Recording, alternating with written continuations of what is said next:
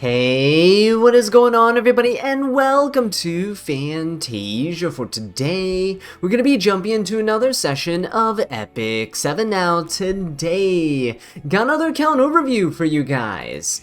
So, what we do at the end of every RTA season is I showcase all of my units, their builds, and their gear. You're going to see all the substats, all the sets, all the artifacts, all the EEs. I don't really hide anything from you guys. I just like to give you all points of reference for your own builds in case you're trying to, perfect a unit or you're trying to min-max some stats, right? To see what you can kind of go for as benchmarks. So if you like these types of videos, want to see more of them, be sure to subscribe, especially if you want to see these units in action in RTA, because we do RTA videos multiple times a week here on this channel, especially if you're new. It's going to definitely help out a lot. But anyway, let's go ahead and jump to the first unit here, which is Abigail. We're just going to run down the list in elemental order, in alphabetical order, right? So yeah, let's go ahead and jump into this here with Abigail. She is currently on a bruisery build. She is on a speed set and immunity set here, as you can see. And she's on Victorious Flag to help increase the damage that's dealt and decrease the damage that she takes. Her staying alive is the most important thing here. And Victorious Flag is just kind of a slight, I guess a side grade to Proof of Valor. Proof of Valor is a little bit more tanky, but Victorious Flag does give her a little bit of damage output, so I do have her on a bruisery build. She is here on this EE, which allows her to decrease defense of the enemy for 2 turns when she uses her S3, which is pretty useful, but again, she's not built with any effectiveness. You could build about 100 effectiveness on her, but I really don't see the point in it. She does put Curse on one of your opponent's units, the highest attack unit, which is kind of nice. Lets you indirectly hit units like Jenua, for example, proc him down to immortality range, right, without directly hitting him to proc his passive. You can use her in those niche situations like that, but overall, didn't really find too much success with using her in this season, mostly because there's so many units like New Moon Luna, Nahkwol that can seal, and it's really easy to get rid of your backline unit just by focusing down Abigail first, right? There's so much burst damage in this current meta that Abigail kind of struggles a little bit to just stay alive. Alright, next up we have Edward Elric. So this is a unit that honestly has been my secret MVP of the season. He has a 70% win rate for me this season. That means out of 70% of the matches that I've played with him, he won. So he's been really good into Harsetti. He's on a speed and penetration set here. You could opt to go for injury or destruction. I think destruction would be pretty good, especially if you're using him as a Harsetti counter. He is on Golden Rose for some extra healing, some extra damage, which is kind of nice. He could be really good on Sigurd's Scythe as well, especially after the buff, because his attack scaling is actually not that bad. Here are the substats on his build. You could, again, opt to go for like crit set instead of penetration set, but because I had imprints on him, I was able to manage to squeeze in some penetration. But the speed on him I really like. It allowed him to turn cycle quite well and keep taking turns, keep up his barriers with his S1, keep cycling through his passive so that those debuffs don't stick on him and he can cleanse them off more frequently. But yeah, he's actually been really, really good this season. I really like him. Next up, we have Hwayoung. Did try to take her out for a spin a couple times. She's on Speed and Torrent set. That's why her bulk looks a little bit lower, because the Torrent set does decrease health by 10%. But that increase of damage by 10% is huge, right? It is absolutely amazing, especially coupled with Byblis' Tooth and her S1 getting that extra splash damage on hits.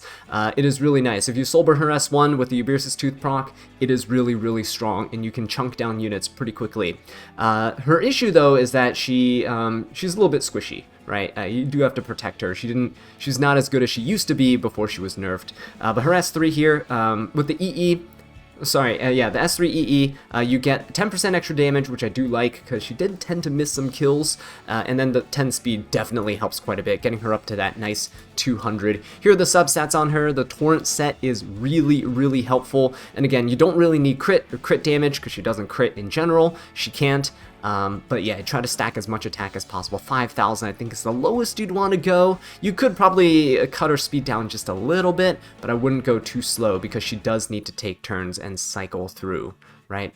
So yeah, there you go. Hwayoung, I didn't really use her all too much, but that's because there are just better options out there, like Jenua, for example, who we'll get to very soon.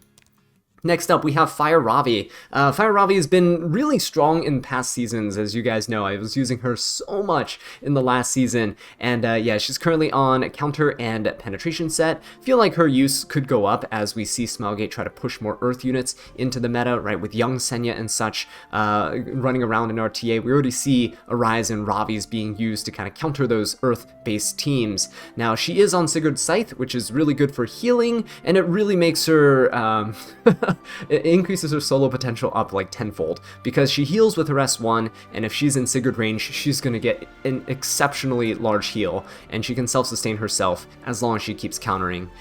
We have extra damage on her S1, mostly just because she's on a counter build, right? So she's more commonly going to be using her S1 than her S3, so might as well just get that extra damage, which adds up over time. So here are her stats on her pieces of gear, and she is yeah, rocking that penetration set for that extra damage. Again, S1 is the focus of this build. You don't need a whole ton of attack on her because she does need HP. Her passive allows her to change her HP stat at the start of the match and convert a % of that into her attack stat. So this is actually a pretty decently hard-hitting Ravi here. I know some people tend to go for like destruction set and stuff like that too. Not a huge fan. I do prefer the counter set for more consistency in soloing. Alright, next up though, we have Shalltear. Shalltear is a unit that I do kind of want to use more. I use her actually more in like Guild Wars and in Arena than I do in RTA, mostly because she's very frail and really easy to take down, even though she has her like kind of damage limit passive. Her speed set, pen set does make her pretty decent at contesting, but again, you have so many things like ML Politis, ML Luna, you have all these openers like Zeos and stuff that can just kind of shut her down and prevent her from taking her turn, right? Controlling her at the start of the match. Even things like Lilias, who's kind of fallen off to the wayside in terms of opener picks, can still counter her really easily. And of course, Harsetti, which makes it so no one can speed contest her, well, except Zeo, I guess, but yeah, just completely nullifying Shalltear. Shalltear is great against Afternoon Soak Flan because of her 100% hit chance on her S3, and I also have her on Pipette Lance for the extra damage dealt, and she gets some lifesteal too, which helps her self-sustain, keep her in that damage limit range so she doesn't die in one shot. Yeah, so she with this kind of damage stats here, she can easily one-shot any Afternoon Soak Flan that's out there. But again, the main issue is that Afternoon Soak Flan usually paired with faster, aggressive, cleave type teams, and Shalltear doesn't do very well into those teams. She's better run in those teams, right? Even in a standard v standard matchup, she's okay. But yeah, the injury potential on her is pretty decent. You can use her to counter things like Mort and stuff by injuring them down. But overall, her usefulness is just not as good as it could be because she doesn't start the match with any sort of protection like stealth to prevent her from being controlled or hit. Okay, next up we have Jenua. Oh my god, this guy is absolutely insane. And my gear isn't even optimized, honestly, for him. But he's on a Destruction and Torrent set here for maximizing his damage. His attack could definitely be a lot higher. But I have on Wind Rider, plus 27, so he gets that extra attack boost. And if he kills the next attack, oh man, he's going to be hitting like an absolute fright train. He is basically all on damage stats. He does have quite a bit of HP. Don't know how he got all that HP there, but he has it, even on Torrent set, which reduces his health by 10%. But yeah, Jenua, fantastic unit, been using him quite a bit, especially when my opponents take ML Politis and a Tywin and such. I like to take away the Jenua from those ML Politis first pickers, just so that they don't have the option of getting a Rage buff Jenua, and then they have to contest with a Rage buff Jenua on my side if they decide to hit him. So yeah, very, very strong, especially with Immortality. This is honestly like the Immortality meta with BBK, Jenua, Amiki running around all over, just causing havoc, right? So Jenua, fantastic, just need to build him with some damage. He doesn't even need to be this fast because he does have a combat readiness push when his passive is procced, but I like a little bit of speed on him. It does synergize quite well if you pick ML Politis with him yourself. Alright, next up we have Kayron. Tried to use him a couple times, I think. Failed miserably. But hey, thought he could join the Immortality meta, but I guess he wasn't really invited to the party. He's on a counter and resist build here, and honestly, could probably up the resist a little bit more, could up the damage a little bit more, but he is currently on his EE here with extra damage on his S1. Makes sense because he's supposed to be countering. Mine just never counters, which is why he never really does much. He's on double-edged decrescent as well, which should help him counter even more, but he still doesn't counter, so that is quite unfortunate on my part. The increased evasion is pretty nice because once his immortality is procced, he does get evasion. So 70% evasion with a 30% chance to counterattack from his set, and an additional 24% to counterattack with his EE. The counterattack chance is not additive, so they do 2 checks, right? They check to see if counterset works. If counterset does not proc, then they'll see if double-edged decrescent procs, right? They're 2 separate checks. It's not like you add them together and there's a 50-something, 54% chance for him to counter. That's not how it works, unfortunately. Or fortunately, depends on which side you're on. But yeah, Kayron, pretty cool. Just, he struggles from the same things that a lot of other immortality units struggle from, which is you can get easily dispelled. So you need that effect resistance, right? You don't want to get that immortality stripped, especially Kayron. He really does most of his work when he's in immortality, and he wants to keep that buff up, which is really difficult to do because sometimes you're fighting really bulky units and he can't kill. Alright, next up we have Afternoon Soak Flan. So she took some of my best penetration and lifesteal gear, and I ended up just pre-banning her for like most of the season that she was allowed for play. So yeah, she is currently on her Dream-like Holiday EE, which is good. It's the best install artifact for her. But yeah, I really haven't used her all that much. She is SSS imprint as well. Really unfortunate. I just don't like fighting her, and when I use her, she gets counterpicked really easily. So you can't really save her for later in draft, but if you pick her early, she gets counterpicked really hard. It's mostly because I play very slow. I do tend to play a more methodical, slower playstyle, like with standard takedown builds. And while she does work in those builds, she is also really good against those builds, so against those teams. So yeah, definitely the bane of my existence this season, unfortunately, because I really like her design. I really like Flan, one of my favorite units in the game. But yeah, really, really strong unit, by the way. So if you have her, definitely build her for sure. Next up, we have Beehoo. Beehoo is here, and I think I used him a couple times into Midnight God Lilias, I think. But yeah, he's on Seal of Capture, which is from a side story. You can get this extra chance to burn the target for 2 turns, which is great because his S1 detonates burns. So with his S1 and this EE, and this artifact, you can inflict 2 burns, detonate them, and deal a ton of damage.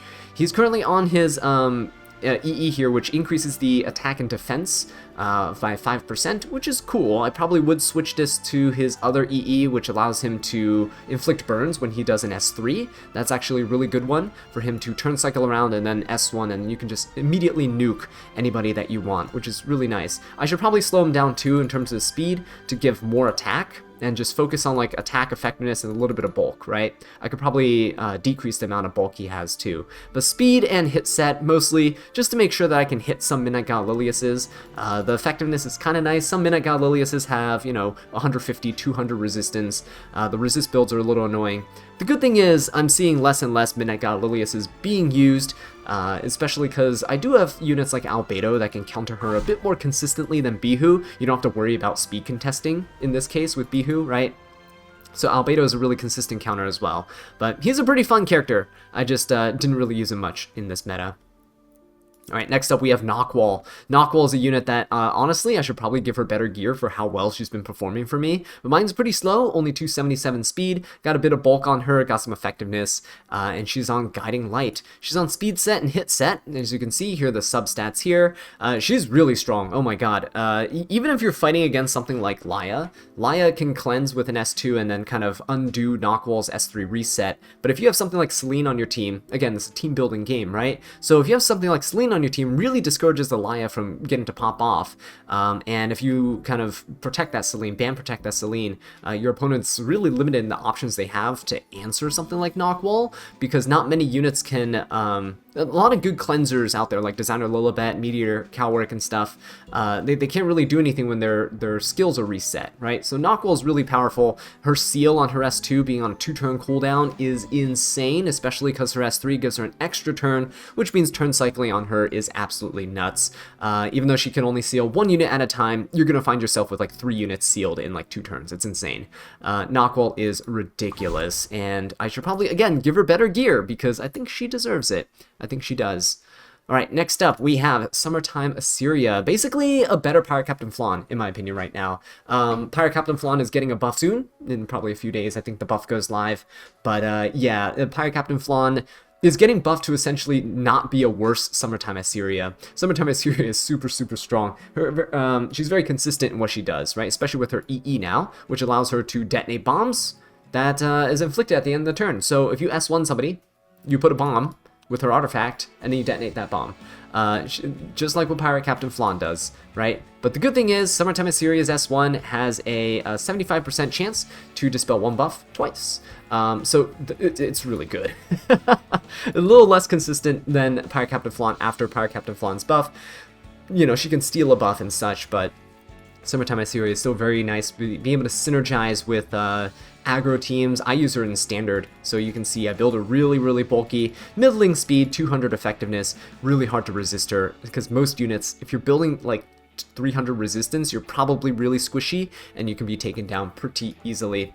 Here are the stats on her pieces, mostly just bulk, right? Bulk, some effectiveness, a ton of effectiveness. Really didn't put any investment into the attack stat. You didn't really need it, because once the opponent's bombed and stunned and controlled, you pretty much already have game on your hands. You just chip away at your opponent before they can unstun themselves, before they turn cycle out of it.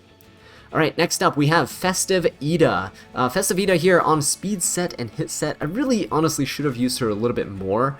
She is decent into Nahkwol and stuff too, because she can't get reset. I learned about that near the end of the season when I tried to use Nahkwol against her. But yeah, Tagahel's Ancient Book here is pretty good for just getting the soul burns. Allows her to support the team a little bit more. Right, I should have used her a bit more in this season. Her stats are pretty solid in terms of bulk, a little bit of effectiveness, right? 150 is enough. In most cases, most people in this current meta are building either 0 resistance on units that you'd expect to have some, or up to like maybe 100, right? Things like Blood Moon Haste and stuff are pretty common units to run into. About 100 resistance, okay? Same with like a lot of knights and stuff too out there, right? LRKs and such. Most people, if they build resistance at all, about 100. Alright, Festive Eda, they're pretty good. And next up we have Meru. Not a PvP unit, but just a fully geared PvE unit that I had laying around. So just gonna share her stats here. She's on Magic for Friends, and if you're a newer player out there and you're like, how's you get this Mercedes? You just gotta complete the storyline, right? I think after you complete, I forget what it is, chapter 2 or chapter 3, one of those, you will get this upgraded Mercedes, and she's pretty good. She's pretty good in Earth Expeditions, and that's pretty much all I really use her in. Labyrinth as well. I do use her in Labyrinth. But yeah, counter set and crit set. You don't have to be on counter. You can be on destruction. You can be on attack set. PvE units are really flexible in what you can gear them with. Alright, next up we have Politis number 1. So this is my damage Politis that I pretty much never, ever used. I think there was one game in which I used her, and I don't remember how that ended up going. She's on Tagahel's Ancient Book, so she can soul burn, or she can allow the teammates to soul burn, which is pretty nice. Speed and crit set, you can have her on torrent set as well if you just want some more damage on her AoEs, like her S2 and S3, but I can't muster those stats while keeping the speed. She also has a bit of effectiveness too, which is kind of nice. The 90 effectiveness, pretty good for the occasional debuffs that you hit onto your opponent. If you can't kill them, you can at least try to debuff them, right? Blind them and such, which is kind of cool. But yeah, this Fire Politis never really touched. The other Politis, though, this one right here, oh yeah, that's right, my Degen Politis. By Degen, if you're new to the terminology, the community uses it to describe units that are on counter, really bulky, or they're really resistant, or they're really high in effectiveness, or just units that are unconventional, right? For example, like a counter RB. Very unconventional that you'd see a counter RB around. They call it a Degen RB, a degenerate RB, right? Something that throws people off and really catches them off guard. Same thing with this Politis. Pretty decent bulk here for Politis. It's hard to build bulk on Mage right here, especially with HP, but 200 speed is pretty decent, so she can still cut the opponent. Abyssal Crown here for the additional chances to stun, especially on her AoEs like S2 and S3, and she's built with a little bit of effectiveness, right? 85% is enough to debuff anyone with 100 resist or lower, and she has 200 effect resistance, so it's really difficult to control her here. She's on speed and effect res here, and yeah, she is honestly pretty nice. I don't know what her win rate is, honestly, for the season. I didn't pick her all that much, probably less than 10 times in total, but she's put in a lot of work. She's done quite a bit, and I'm very happy with this build, honestly. Alright, moving on, we have Researcher Carrot. I did try to use her a couple times, but I don't think they really succeeded in the way that I wanted it to.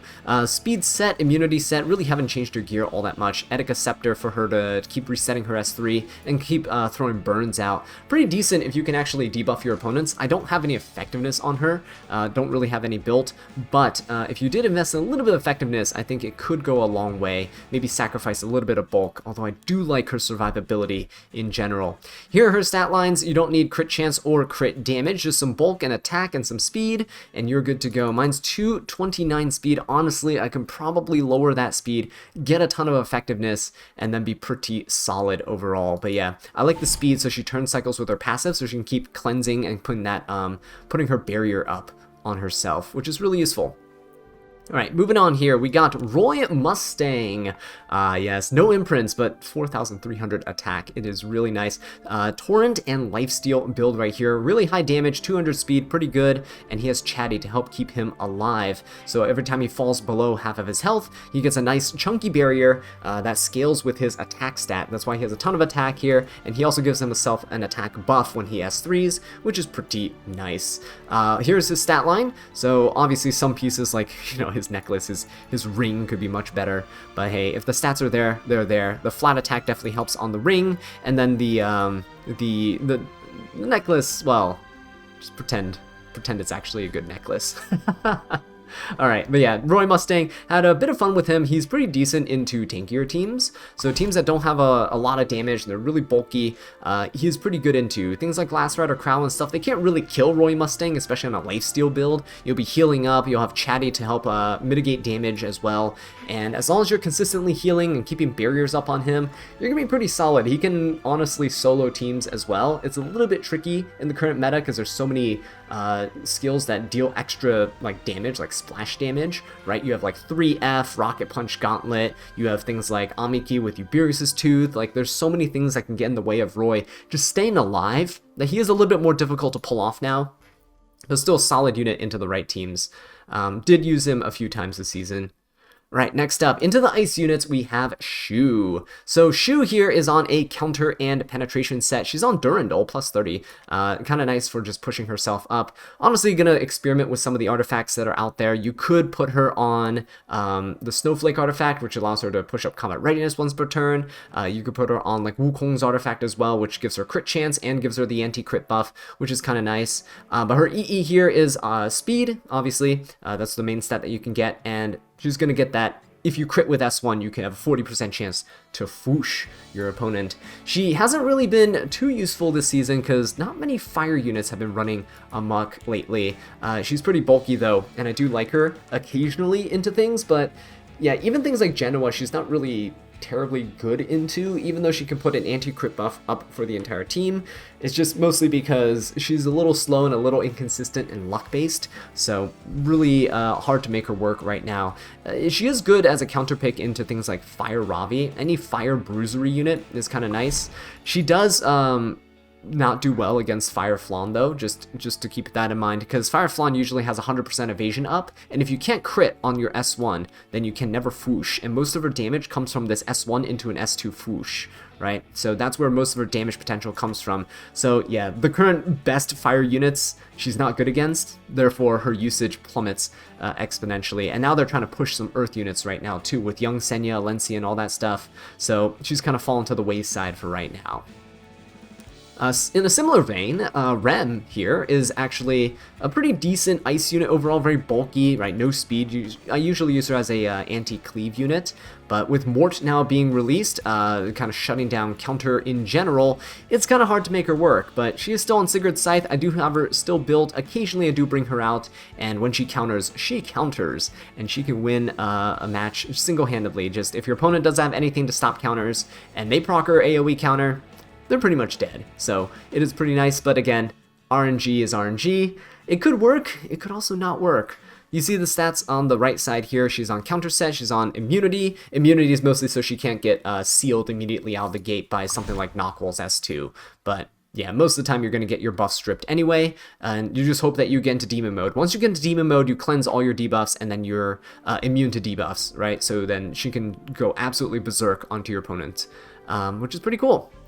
Now, speaking of another ice unit that's pretty bulky and pretty decent anti-cleave unit is ae-Karina. So Karina here is on a speed and, well, offset build. She's not really on immunity or anything in particular, but it doesn't really matter. I just wanted her at 200 speed, so she had Rocket Punch Gauntlet that she can use to consistently output some damage against the opponent. Pretty bulky here. You want more defense, obviously, because she scales with defense for her normal damage, and the splash damage from things like Rocket Punch Gauntlet, which is her main damage source here, all scales based on her defense stat line. 100 resistance, just to make sure she kind of, you know, doesn't get debuffed by random DPS units here and there. Like, for example, an RBS3 can't blind her, which is kind of nice. Here are the stats for her builds, by the way. You can see a necklace has a ton of flat defense, which is how I'm getting this 2800 defense here. A lot of flat defense here on the ring as well, with some effect resistance and bulk. Overall, a pretty decent build. I'm happy with it. She has kind of fallen off as a counter to Jenua. A lot of people used to smash Genua's head in with Karina. Her damage isn't high, so it won't proc Genua's passive, but her splash damage will bring him into immortality range. So you can bring him into immortality without proccing his passive. He doesn't get the rage buff. If he fails to kill your team, right, he doesn't have that S1 to an extra attack. If he doesn't have rage, if he fails to kill your team, he loses the immortality. You can kill him on the next turn. The issue with Karina, though, is that she is too slow. She's very reactionary, and your opponent can focus Karina down instead of your teammates. The only way Karina gives herself a defense buff and pushes herself up is if another teammate falls below half health. So yeah, she's kind of difficult to pull off right now. She's, again, really reactionary unit. There's a lot of units right now that can be proactive in terms of attacking into the Jenua and kind of getting rid of his immortality and such, right? You can use something like Veronica as well, who I don't have built, but Veronica is a pretty decent option to the immortality meta. One unit that I have been using, though, is Brieg.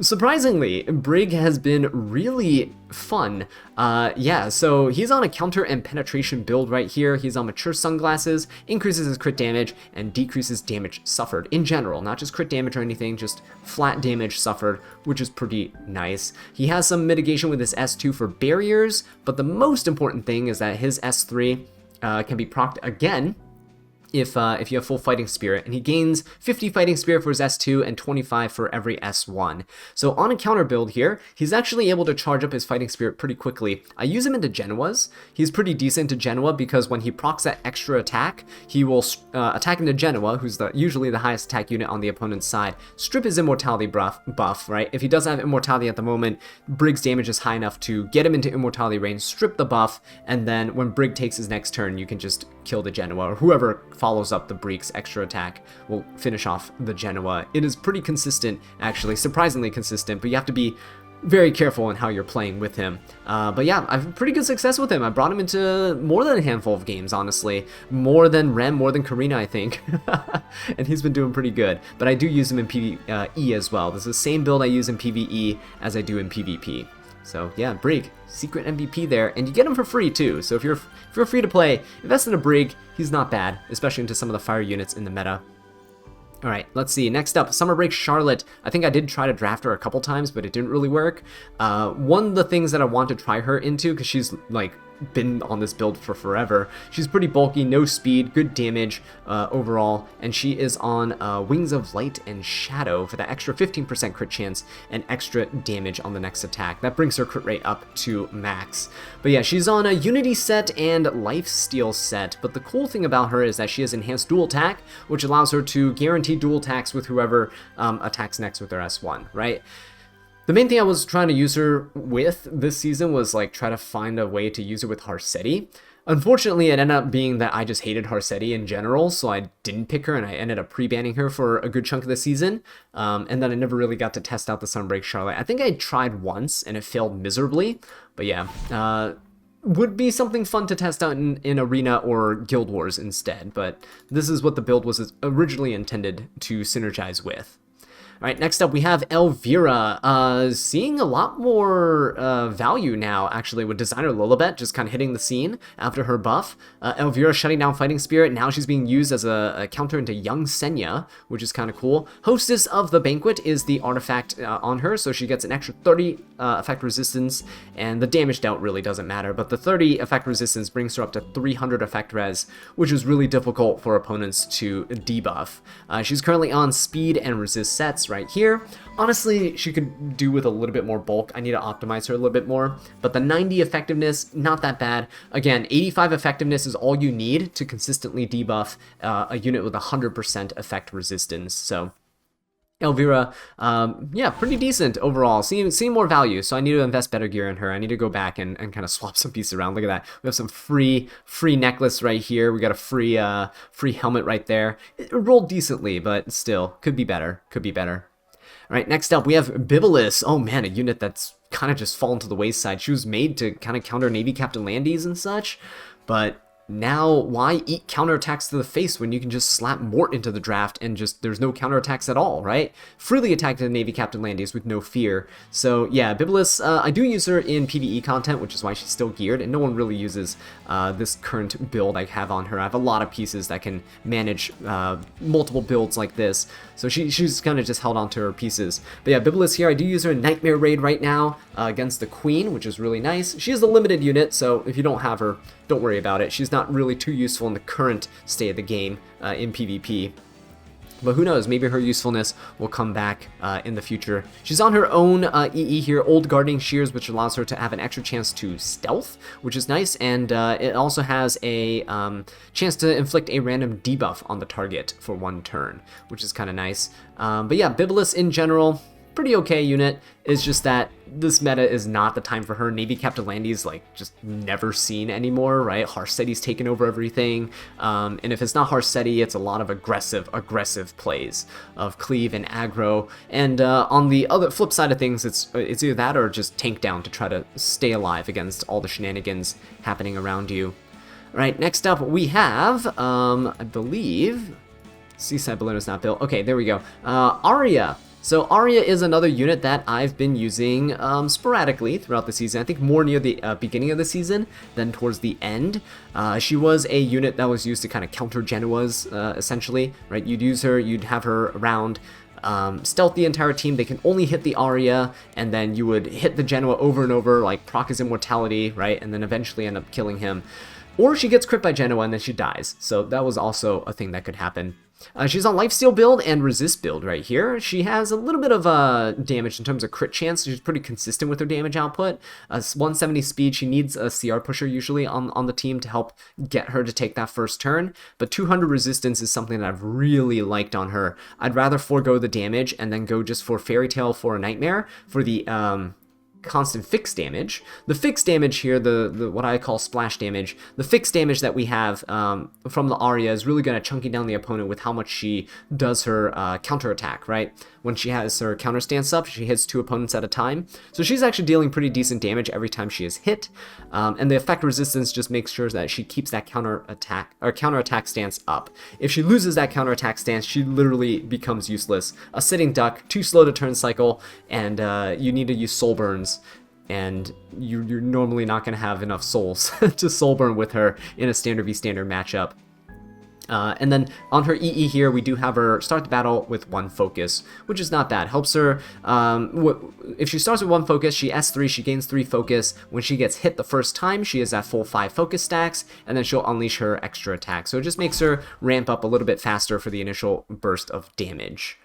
Alright, next up we have Fairytale Tenebria. So Fairytale Tenebria here is on a speed and offset build. She's currently on Tagahel's Ancient Book, and her EE here that she has allows her to dispel 1 additional buff when using her S3. Really great for attacking into units that use protection set with immunity sets, right, or Bastion of Perlucia, right, which gives the wearer and the unit in the backline, they start the match with a barrier and immunity buff.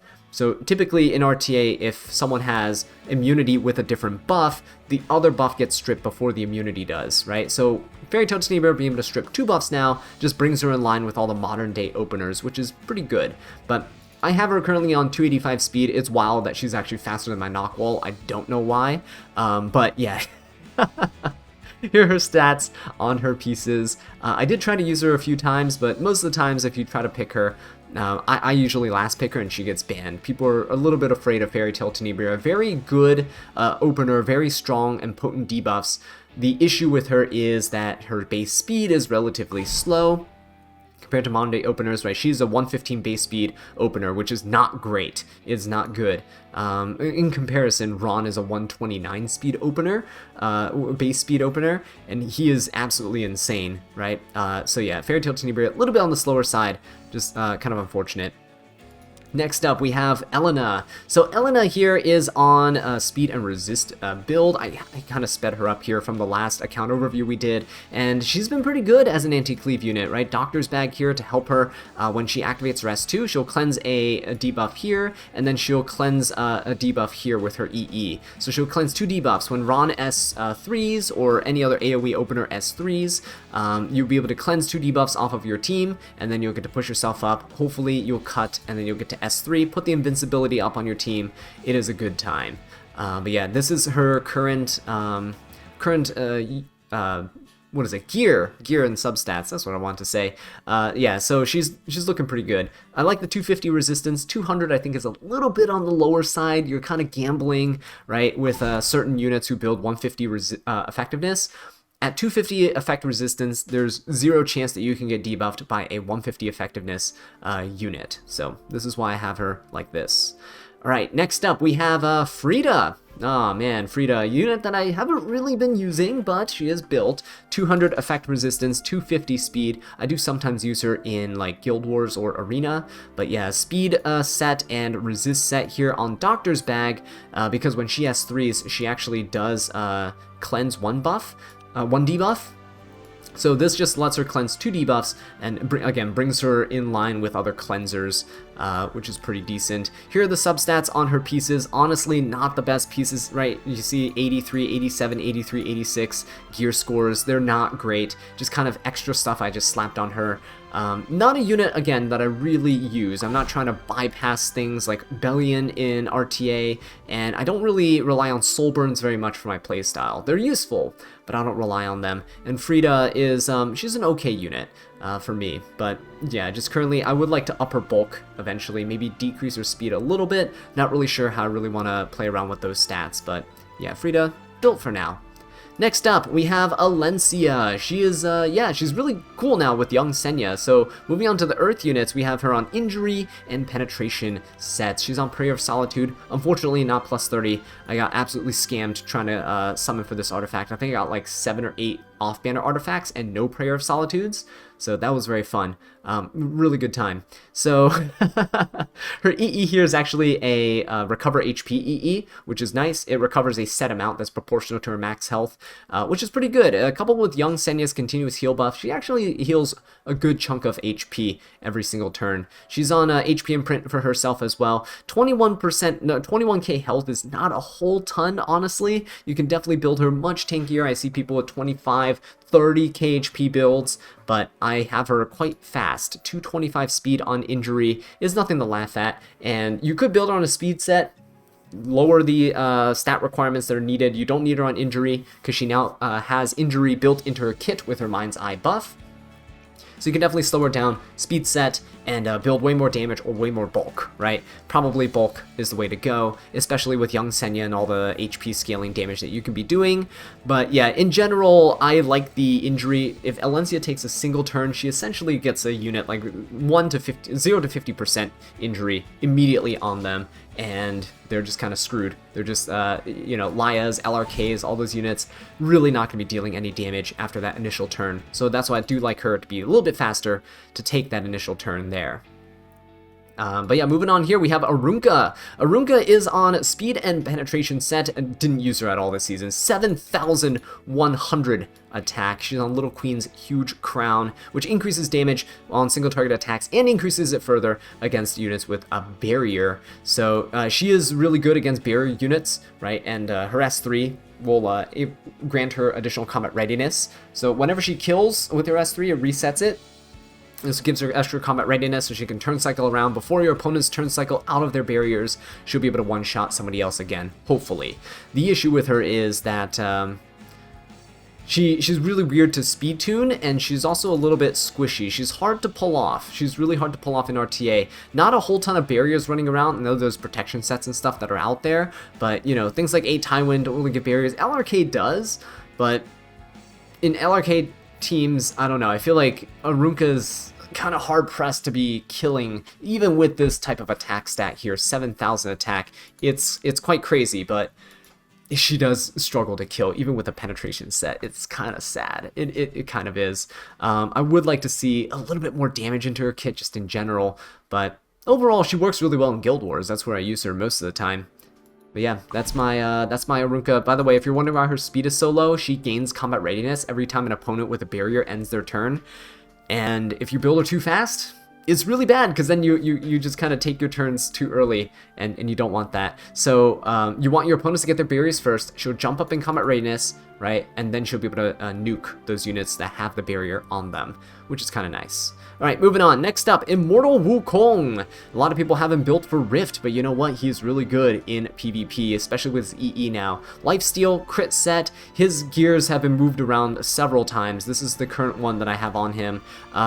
His artifact here, Rui Jinkubang, this thing gives a 18% crit chance and 20% critical hit resistance, which is kind of cool. It does bring him up to 100% crit chance. You're like, wait, the math ain't mathin', that's 99%. Yeah, that's because I'm waiting for his EE here to be available for crafting. I'll craft the last 1% here. You get up to 12% with his EE, which is really nice. The EE I went for was the critical hit resistance and penetration resistance are increased on his passive by 10%, which makes him incredibly bulky, super strong unit into Dragonbride Senya, Blood Moon Haste, all those units, right? LRKs and stuff that penetrate defense. He takes next to nothing from their hits. Especially if you couple him with Empyrean Ilynav, oh my god, he just is invincible. But yeah, those types of teams are a little bit harder to come by now, because if you're investing into, you know, LRK, Blood Moon Haste type teams, you're really slow and you're probably going to get cleaved by the aggressive meta that's going on right now. He's really weak, by the way, to Afternoon Soak Flan, so just keep that in mind. He's really weak to Fire Ravi, too, so yeah, those units ignore anti-crit. They always crit, guaranteed. Alright, moving on, we have Laya, one of the MVPs, again, of the season. Really solid unit to have. She'll be back on Valentine's Day, hopefully, when they rerun her event, but she's on speed set and offset pieces, 270 speed. I just have her on 26k health here.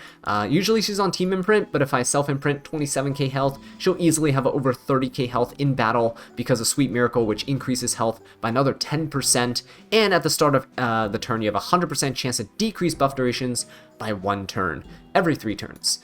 Which is good, because what happens is your Laya, if she's stunned or slept or anything like that, she'll cleanse herself, then she can cleanse the whole team with the rest too, push up combat readiness, decrease their skill cooldowns by 1 turn, and she also gets a dual attack with the rest 1. So she is a very, very good unit. Her Soulburn S3 does immense damage, and can one-shot pretty much anything in the entire game, as long as she's not injury down, and as long as she doesn't miss, because that does happen sometimes against fire units. But yeah, Laya, pretty solid unit, nothing much to say about her, honestly. Those substats are right there, and you don't need excellent gear for her. Honestly, you don't need her at 270 speed either. I know people who run her at like 240, 250, 260 speed. Some people run her way bulkier too, like 30k health before the Sweet Miracle buff and stuff kick in, just so she can survive things like Laya damage, but, or sorry, not Laya, Midnight God Lilias damage. But yeah, for me, Laya, she works the way she is right now. The speed is really good, especially for turn cycling my units. Next up, we have Rimuru. You guys have seen him a few times, actually. He's actually really funny to use here because no one expects this build. This is just a hodgepodge of pieces of gear I threw on him. He's on Proof of Valor to help keep him alive. He's on Speed and Immunity set. And with 150 resistance, he doesn't really get debuffed by a lot of things that you would think would debuff him, right? A lot of people try to go for DPSs and they'll try to stun or blind him or put an unbuffable on him, and it doesn't work. It is not because he 15%ed, it's because I built him with resistance and a ton of bulk. So his only goal is to steal buffs from the opponent and then nuke them with an S3. That's pretty much all he does, because otherwise he has no damage, no crit, right, at all, no crit damage, no attack, nothing. His goal is to stay alive and nuke the opponent, soulburn his S3, keep nuking the opponent, and eventually win the war of attrition. So yeah, pretty fun. Pretty fun. I do need to tweak his build. I want him a little bit tankier and a bit more resistance. But we'll see how that goes. Speaking of tankiness, Albedo. Here we go. No effect resistance on her. I have a bit of effectiveness, actually. 220 speed, so she can turn cycle. She gives herself a speed buff when she S2s. Her S1 gives combat readiness. She's pretty consistent with taking turns. 3F here as her artifact. It is really nice for dealing additional damage. You might see this on Dragon Bride Senyas and LRKs and other units out there. I prefer it on Albedo. I use Albedo quite a bit, and her passive decreases critical hit damage by 20%, which is always very nice. Almost 30k health here, but I couldn't really quite reach 30k health, unfortunately. I need more imprints on her for that, but speed set and HP set here to try to increase her bulk as much as possible. Super, super powerful unit, super good at mitigating damage, and one of the best units I've ever used to counter Midnight Gala Lilias on my opponent's side, right? They can never one-shot anything on my team with Midnight Gala Lilias as long as Albedo's here, and if you couple up Albedo with something like Empyrean Ilynav, oh boy, you're just sitting there, tank down heaven. She is still weak though to units that prevent counterattacks, and she is very weak to getting focused down. The only way she counterattacks with her S2 is if an ally is crit, right? So if they're just focusing Albedo down herself, she can't do anything about that. Alright, moving on. Speaking of getting focused down, Charles, the man, the myth, the legend. That's right. One of my favorite units in the entire game. That's why he's my profile picture. That's why he's on my profile banner. Counter set, pen set here. Terrible damage stats. He's an attack scaler with super low base attack. One of the lowest in the entire game, honestly, out of the 5 stars. Really low bulk as well. It's really hard to build him. He needs some speed, but you can't really invest too much because he needs crit chance and crit damage too. Yes, he imprints into crit rate, which is really nice, but the issue is, it's not enough. Yeah, so counter set, pen set here, could probably run crit set, but you need pen set for the damage. His damage is so low. Elber's Ritual Sword for the counter attack chances, because you definitely need that. On top of the counter set that he has, still not going to counter enough. And his EE here is when he uses an S1, there's an extra 10% chance to proc into an S2, right? So he should be going for an S1 into an S2. I believe it's a 35% chance, but it gets doubled, right? Yeah, 35% chance to activate Smash as an extra attack. It's doubled if the enemy is buffed, and then smashes his S2, which can dispel buffs. It's kind of cool. It just never works. He just is very unfortunately just a very dated unit, but I love him, so that's why he's built. I might switch him up to be a 0 speed Charles, 0 speed tanky Charles that I can use with Harsetti or something like that. We'll see, maybe a young Senya Harsetti team with Charles would be kind of fun. Alright, next up we have the great Mortellix himself. Destruction set, crit set. Some people run him on pen set, but yeah, I like the crit set, just it eases up the stat requirement a little bit, right? He's a 14% crit chance imprint as well. Elber's Ritual Sword here for the extra chances to counterattack, and he is on this EE here, which extends the buff durations of his S2 passive by 1 turn, which is not bad. Yeah, and it gives him extra health too. So here are the stats on his pieces of gear. He is actually pretty decent quality gear here. 25k health, 1400 defense, 200 speed, a little bit of damage, not bad at all. I like to increase the health a bit more.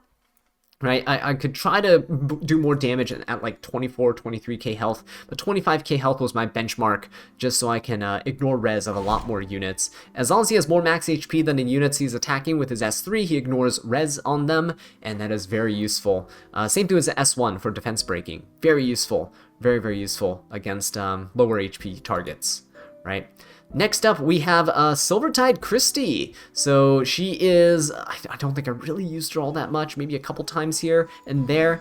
Res sets and HP set. She's on Bastion of Perlucia to help protect the backline even more with that immunity and the barrier, mostly for the barrier. I mean, she's giving half of her effect resistance to the backline unit anyway, so they're going to get about 145 effect resist added to their effect resist. So if you have a unit in the backline that already has, I don't know, 200 or even 150 effect res, they're going to get up to like 300 effect res, and that basically means they're not going to get debuffed. Too bad though, the game has ignore res soul burns, so yeah, and Silvertide Christy is usually used in slower teams, so if your opponent sees that you're vulnerable to soul burns, they're just going to bring some soul burn into you with like Ron, Brieg, Iseria, all that fun stuff, defense break your units, and then you're dead. So her usefulness is a little bit kind of fallen off to the wayside with more and more units that are viable with ignore res soul burns, especially with Briar Witch getting a buff and all that with an EE. Alright, next up though, we have Yolha. Yolha is here with a speed and HP set, 170 speed, a little bit of effect res, not all too important there. You can run none if you really want, but I do like it. I do like her not getting controlled by random DPS units. Bastion of Perlucia is the place to be because it does grant the immunity for herself and a unit in the back line, which is really nice. She is here on, here are the substats. She is here to basically do some reflect damage and stuff to the opponent. Took her off Aureus just to make sure that she doesn't take too much damage. Sometimes she takes too much damage from Aureus, doesn't get to proc her passive in time, right? She's just too weak and too low, and then she gets one shot by, her remaining health gets taken up by whatever DPS units on the other side. But yeah, if she gets to stay alive, that reflect damage is really nice, especially against some certain cleavers where they have high damage outputs, but they have low HP themselves. As long as Yolha survives the attacks, she can reflect the damage back to them, which is good. Alright, next up we have Celine. Here's my build for Celine. A lot of you guys have been asking for it. So, pretty good damage, right? Almost 4,000 attack, 320 something crit damage. I could get some more attack if I imprinted her to max. I need a few more copies. She's on her own artifact here. Secret Art Storm Sword, probably her best in slot artifact here. Gains combat readiness, has a 100% chance to increase attack on herself. And I'm on the EE that randomly attacks the opponent when she procs her S2, but she will stun the target for 1 turn. So it is pretty good.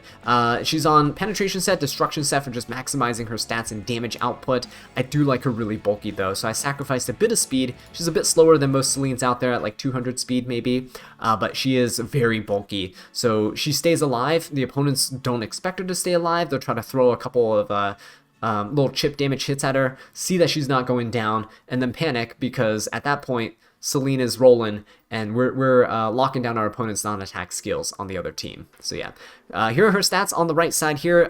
Penetration set and destruction set, pretty good stuff in general. Alright, next up, Midnight Gala Lilias, a unit I absolutely hate fighting, but I actually do kind of like my build. So, Torrent set, Speed set, 265 speed, pretty decent damage overall. Could use some more imprints, honestly, but she is currently on Dark Bloodkeeper. This is Jenua's artifact. It increases her attack, kind of like how, what is it called? The Windrider does, but instead of using her on Windrider, I actually have her on this, which because it grants a barrier equivalent to this almost 60% of her attack for 2 turns, right? This is after using a non-attack skill, so when you hit someone below a certain threshold of health, Midnight Gala Lilias will proc a non-attack skill, right? Push up the entire team with an attack buff. That's where she activates this, and it is really good for keeping her alive. Gives her a lot of solo potential as well. I've had a match where I think I've soloed with her against my opponent, and it was pretty good, pretty fun. But I don't use her enough to make full conclusions about her. I'm pretty sure Windrider is just straight up better because you're stealth and they can't hit you with single target attacks. But yeah, in general, Midnight Gala Lilias, pretty standard build here. Most people at this speed honestly have a lot more effect resistance. They might go a little bit slower, 240, 250 speed, have a ton of effect res, right? Or they go super fast, 290, 300 speed Galas with a little bit less damage than this. Alright, next up we have Ocean Breeze Luluka. Haven't really used her at all, really, this season, in the past season. She just really struggles against ML Politis. She's a focus-reliant unit, and she can't proc her extra attack when there's an ML Politis on the other side who has the focus gain. She starts with half the focus, has the focus gain. It's going to take forever for her to proc, and that's essentially half her kit just absolutely demolished there by a single unit. ML Luna and such can also seal her. Obviously, she can cleanse the seals and stuff with her S3, but in the meantime, she's still going to be absolutely worthless, especially because her cleanse is a one-time thing, and you have to wait several turns for it to come back. And her Ice Cream buff is not a very consistent heal. So that's why I have her on Soul Constellation, so that if she gets debuffed by a Luna or something like that, she can push up. She does have a bit of effect resistance too, so unless they're soul burning the Luna, she can hopefully resist.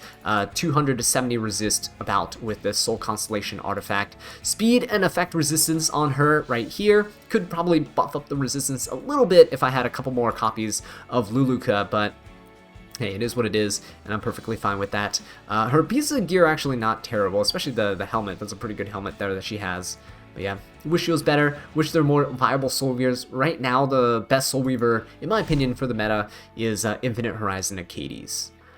Alright, next up, Rowana. Rowana here is mostly for PvE, but you can bring her into PvP. 18,000 HP, 2,000 defense, 190 speed, actually pretty fast for a Rowana, and a bit of effect resistance too. We have an Idol's Cheer, mostly for PvE content to push up the units in the front line. I do have her on a team imprint, but if you self-imprinted her, she's closer to 19k health here, which is not too shabby. Here's her stat line. Again, using a lot of purple pieces. The gear quality is not great, but you don't need great quality gear for Rowana, right? A lot of people recommend, if you're starting out, to pick Rowana, summon for her as early as possible, right? We have the selector tickets and stuff. People say grab Rowana. She's very good in PvE.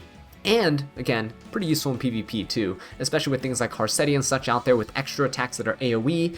While you can't push up your team with her combat readiness pushes or Idol's Cheer against on Harcetti's turn, you can still heal the entire team up, right, really consistently. So she's a pretty good unit to have.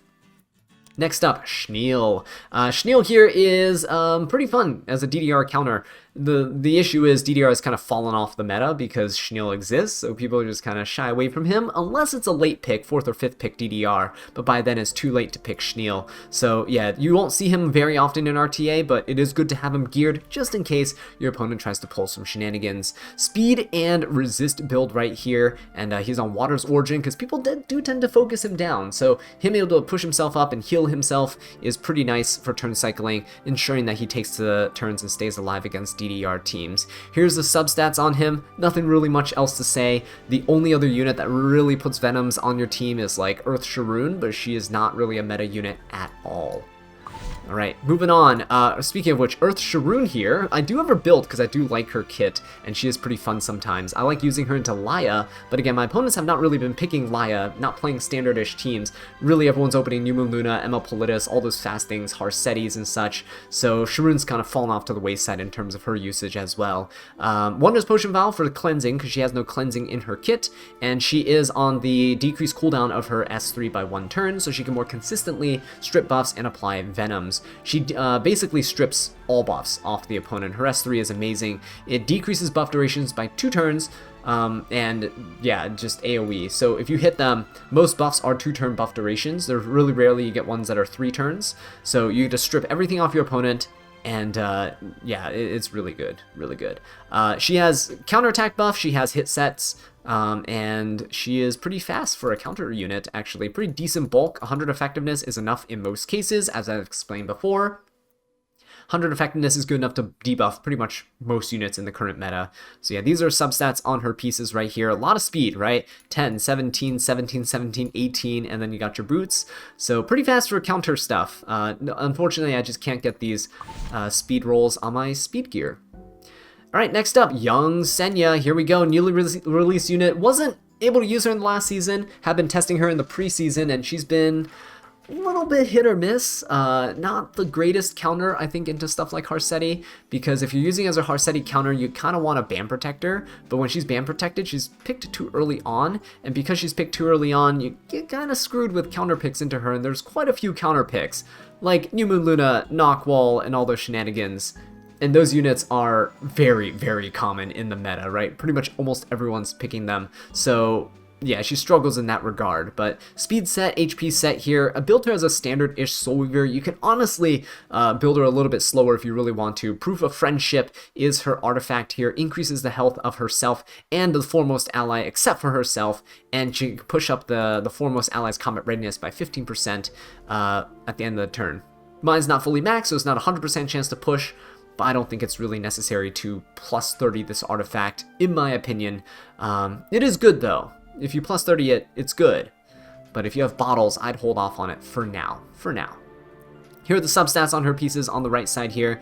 But yeah, overall, decent unit. We'd have to do more playtesting. She's only been out for less than a week. So I'm going to hold off my final judgments on her until I get to playtest with her a bit more. Next up, light units, Conqueror Lilias. Yeah, surprisingly, I have her built. Decent bulk here, 292 speed, little bit of effectiveness. Really don't care about her effectiveness. It's mainly just can she take the first turn? Can she give the vigor buff to everyone on my team? and can she give some nostalgic music box buffs to my team as well. So yeah, this is a pretty bad build, honestly.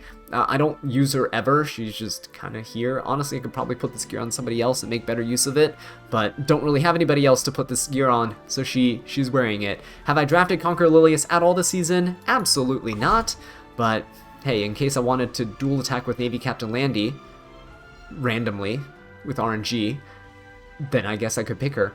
But yeah, other than that, haven't touched her at all. Moving on, General Purgus. This is actually a weird General Purgus build. He's on Strat Gauntlet, which gives him 60 effect res. He is about 100 effect res here already in his stats. On immunity, speed set, 220 speed, which is pretty decently fast, and a bit of bulk for some bruisery damage. He's an HP scaler. So the reason I have him on this, and the reason I have him on this EE, which pushes up combat readiness by an additional 3% for his passive, is that I want him to be a Zeo Trap. So how Zeo Trap works is you have something like General Purgus, maybe a Silvertide Christy, and then you have 2 other units that are stealth, right? Fast units that are stealth. So when Zeo goes first, he always takes first turn no matter what. He'll attack into either General Purgus or Christy, which will push up your team, and then you can cut your opponent's Zeo, take the turn, and then like kind of counter cleave him, right, in general. So General Purgus is a pretty decent pick for that. Unfortunately though, New Moon Luna, ML Politis, all these like non-attack skill units that are out there can kind of just shut down your entire team, and they also have a lot of units now that can just kind of push up their combat readiness too when they soulburn Zeos and stuff. So like ML Ludwig and things like that. They can also slow down your combat readiness pushes with Fire Politis and Abyssal Euphines. So it's really tricky to pull it off nowadays, but hey, potential's still there. He's still geared. No one else is using this. Alright, next up, Lionheart Cermia. We have Lifesteal and Crit. So she is right now going to be pretty decently strong with this build. I kind of really wish, my OCD really wishes this is 16k health. She's decently strong, I'd say that, because we have a lot more units that are getting released that just have random dual attacks, right? Even Young Senya just got released, more dual attacks. She pairs well with Alencia. I'm saying Young Senya pairs well with Alencia, who has extra attacks, right? You have Harsetti and all these other units out there. So Lionheart Cermia has potential. The problem is, and you guys probably have noticed this, is when opponents pick Lionheart Cermia into me, I just kind of burst her down immediately, and that's her issue. That's why I like her a bit tankier. Some people are like 13, 14k HP on their builds and a bit more damage. I prefer more bulk just to keep her alive.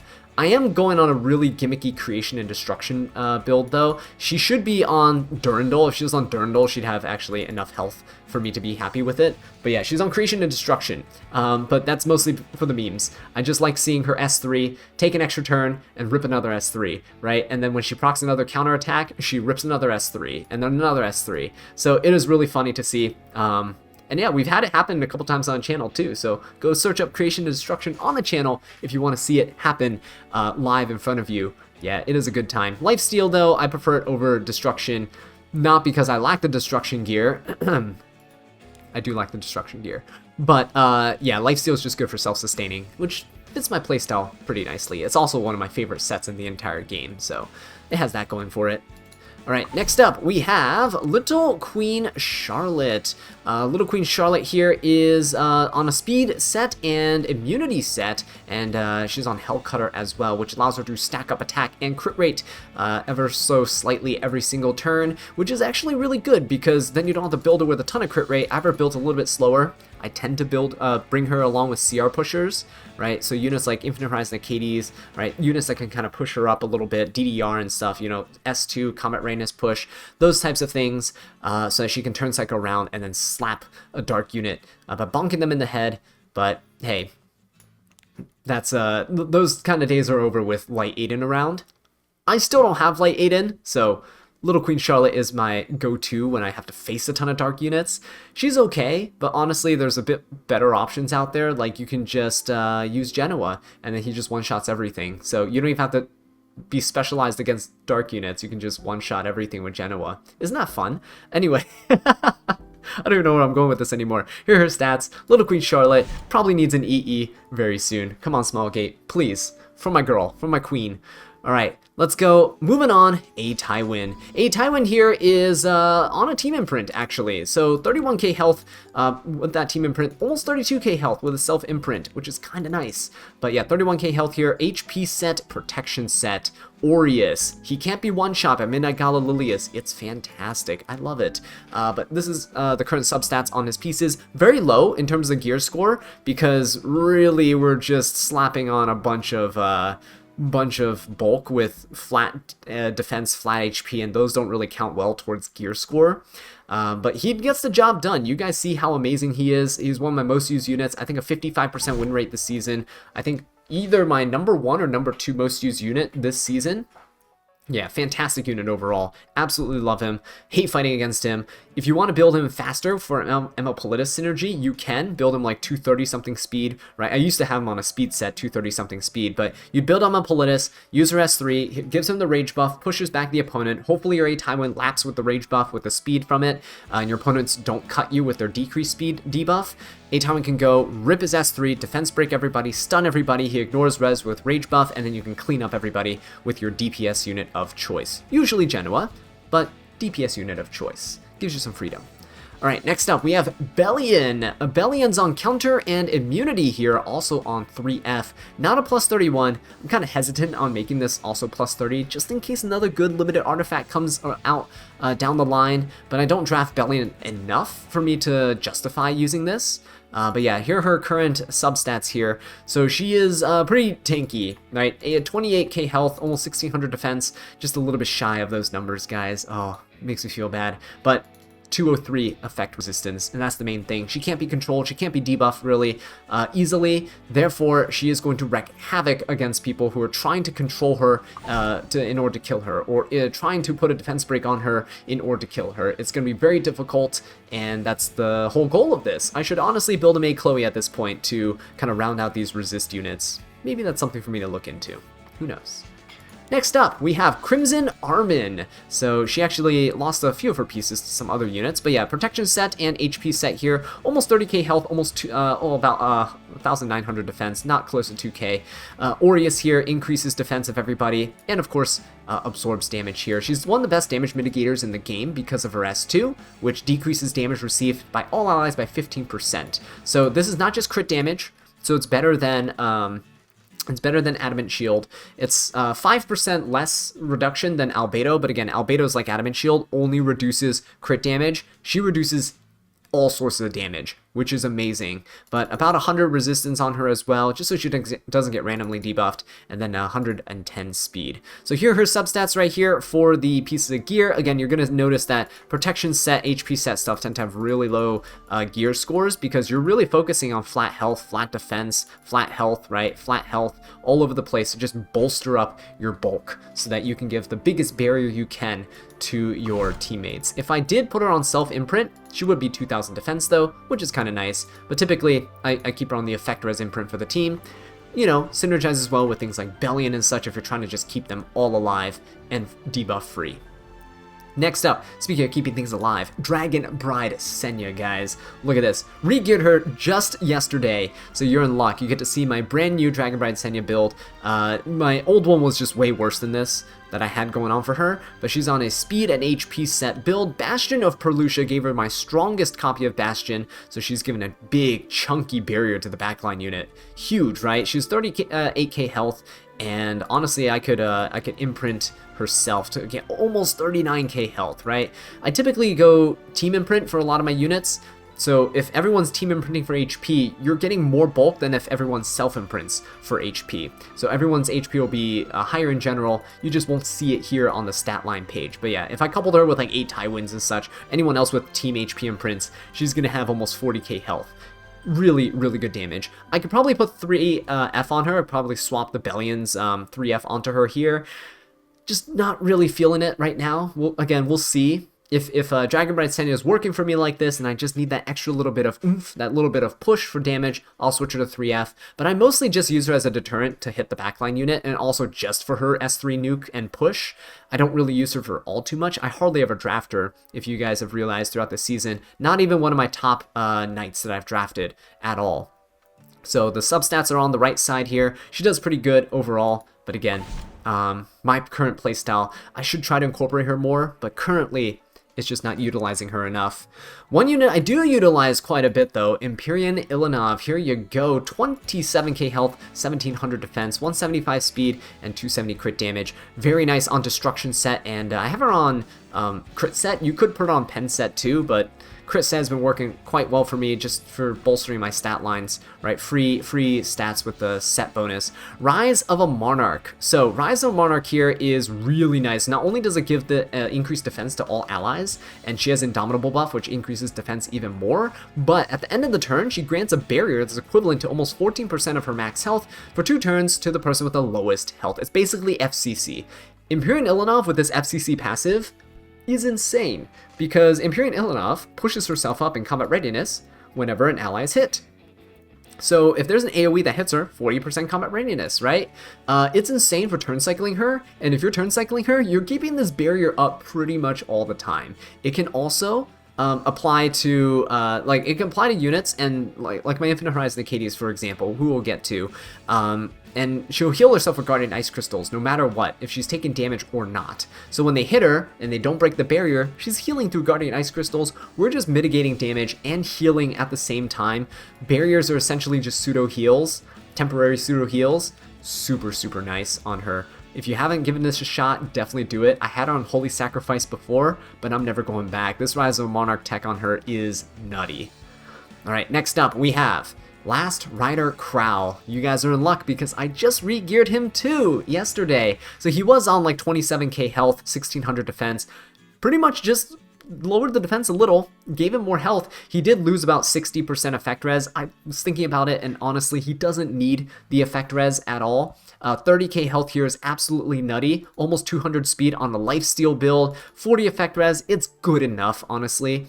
Because you're probably going to be bringing him with cleansers and stuff, and then at that point he is going to have immunity up for 2 turns afterwards. It's going to be pretty nice. You basically only bring him into stuff like a Tywin, and if they do have a stripper like Emma Politis and stuff that they use with a Tywin, they're stripping your LRK regardless of whether or not he has 100 effect res or not, because most of those openers have 100 to 150 effect res anyway. So yeah, decided to say screw it to the effect resistance, and then just slap him on even more health. 30k health, nothing to laugh at. His S3s are going to hit like an absolute bike. So it's going to be good. Here are the stats, by the way, on his pieces of gear. Obviously not the best stat lines for some of these, but it's mostly because we are trying to push for the flat health stats everywhere. You do see some crit rate, crit damage. He has 40% crit chance. I could do nothing about it. This was actually still more tanky than my previous build in terms of overall bulk, factoring HP and defense. So it's tankier than my previous build, and we just got 40% crit rate for whatever reason. Hey, maybe we'll crit more with our S1. Who knows? Next up, Navy Captain Landy. Pretty much never use her except for like last resorts in like against cleave. So when my opponents are trying to cleave, then I just go ahead and throw Navy Captain Landy in there. She puts the anti-crit up onto everyone, and I sit back and relax. That's pretty much all I do. I don't expect her to counter ever. She's on Elbris. You guys can see the living proof here. She's on 4 pieces of counter set. She has counter set. It says it down here on the bottom left. She just doesn't counter. You guys know she doesn't counter. It's a running meme on the channel that she never counters. So that's why I never use her. She's on base speed, pretty decent attack and crit damage. I can probably lower the damage, honestly, and then increase her bulk. That'd probably be better for her in the long run, so she can't die as fast. Honestly, I should probably just make her super degenerate and bulky. That would be the way forward, I think. That would be kind of fun. But yeah, Navy Captain Landy, in the current state, don't use her at all. Next up, last piece, Corinne. Yeah, my fastest unit ever. 300 speed, fastest unit on my, in my entire roster here, and 85% crit rate, but we're on Manica control, so we do have extra 15% crit chance, and we have additional hit chance on a single target attack. Thankfully, last piece Corinne's attacks are all single target, which is very nice, and I do have her on the EE that allows her to dispel stealth from all enemies when using her S3, so she's really good into Nahkwols. Nahkwols are usually not built more than 300 speed, which is great for me, which means I can go ahead and S3, dispel her stealth, one-shot her with an S2, and then can soul burn her S1 and try to one-shot somebody else, a bulkier unit, because we have damage that scales with opponent's HP with her S1. But yeah, I've used her quite a bit, actually. She's a really nice little speed contesting unit for me, and having a unit that can contest speed makes a world of difference, especially when your opponent has 1 or 2 really fast openers, but you know that your unit's a little bit faster than theirs, or likely faster than theirs. So 300 speed is a good sweet spot for her, especially for this type of damage. It is really good damage overall. So you can see the gear quality on the right side. Her necklace kind of sucks, but 21 speed, you really can't beat that. I know it's a purple piece, could be upgraded, could be better, right? Just can't beat the 21 speed. Same thing with the pen set, 21 speed. Was a weapon right there. Really hard to beat that. So yeah, she's definitely carrying some of my best pieces out there. Alright, next up, speaking of some of my best pieces, Eye Celine actually did decrease her speed a little bit. She lost a really fast piece, so unfortunately I had to give it to somebody else. But yeah, Dust Devil's currently on her. It is really nice for attacking twice with the S1 potentially. The problem is, I really haven't used her at all this season. Typically, you can try to lock like your opponent into like a trap where you have a bunch of revivers on your team. You have like Eye Celine, you can use Blood Moon Haste together with her, like make Chloe and such, but Iseria is a unit that just locks revives out of the game, and soon we're going to have Sinful Angelica do that too. So it is going to be a bit rough. She also just hasn't benefited from, just like Roy, hasn't benefited from the rise of splash damage, right? Fixed damage. So things like Rocket Punch Gauntlet, 3Fs, Amiki, Uberius' Tooth, you guys get it, right? It's really difficult for Eye Celine to survive those things with her damage limit buff in her passive. So she just struggles on that end. Quality of her gear, absolutely insane, but yeah, we can probably hopefully do a little bit better. I think it's the weapon that I swapped out. Somebody else has a better weapon. Normally I think she's like 265 or 266 speed on lifesteal set, which is still pretty good. Alright, next up, Faithless Lidica. So here we go, speed and 2 offset pieces, 291 speed, really love using her. Occasionally we'll bring her out. I don't think her success has been really good this season, but again, mostly because Harsetti, ML Politis, ML Luna, they all just have higher base speed than her. Her base speed is atrocious, by the way, 114 base speed, even slower than F10A. Guiding Light is on her because she needs it. She's going to get outsped and destroyed, but yeah, Guiding Light just allows her to not get hit by Zeo, so that's one unit you don't have to worry about, but typically, if you're bringing her into Zeo, you're kind of screwed unless you're doing a Zeo trap team comp. So speed and yeah, this is my fastest helmet, by the way, 26 speed right there. The rest of the pieces overall could be better. I did get this 1 speed upgrade. She used to be 290 speed, now she's 291. I got a 1 speed upgrade on this necklace. Very happy about that, honestly. Very proud of that achievement that I had no hand in controlling at all. Alright, moving on. Watcher Shuri, one of the few speed imprints you'll see on my account. Did try to use him a couple times, mostly for speed imprints, but he's not fast enough. I do want him to be faster. It's because of this chest piece, it's way too slow, but Jenua kind of took the faster chest piece. I prioritize Jenua because I don't really use Watcher Shuri. Still decent though, speed set, torrent set, and he's on Sachet, so that when he kills somebody, he pushes the team up as well. It's just kind of a snowball effect of momentum, right? Pushing up your team over and over and over again so you can cleave your opponent. He gets 10 speed from his EE, which is very nice, and I have him on a skill null whenever he uses his S3 for damage. Yeah, so here are his current substats right here. Not the worst pieces in general, but he can definitely do with better. I just don't use him enough to justify it. Next up, Architect Laika. I don't think I've pulled her out once this season. It's unfortunate because I did summon explicitly for her previous seasons, but yeah, she's not been used at all. Speed Torrent just ups her damage overall. 270 speed, really good damage stats overall. Tagehel's Ancient Book so she can soulburn herself, but yeah. Do you want to die to Celine? Because soulburning her S3 and soulburning the non-attack skill is going to get you killed by Celine. So here are her substats right here on the right side. Overall, average gear, pretty decent. I'm sure a lot of you guys have better builds than me out there, but 270 speed on DPS is, whew, that's an incredible feat for me, and she doesn't have any imprints at all, unfortunately. Okay, so moving on. New Moon Luna. So speed immunity, we have her on Tagehel's Ancient Book, so she can soulburn herself or just allow teammates to soulburn as well. She's a little bit slower here because I don't really have super fast immunity pieces. At least the really fast good ones are probably on somebody else. Luna is a unit I try not to play with all too often. I don't really like playing with her, but she's so oppressive and so strong that sometimes I just feeling lazy and I'll just pick her first. First pick Emma Luna is very difficult to counter. There's really nothing that can super punish a New Moon Luna first pick.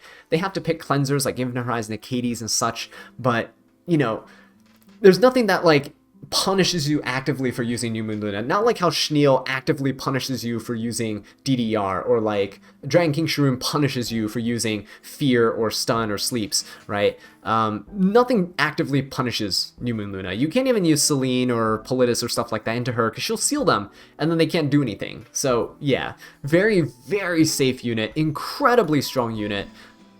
But I don't use her enough. I should probably try to up her speed, though. Up her speed, either that or I drop her speed.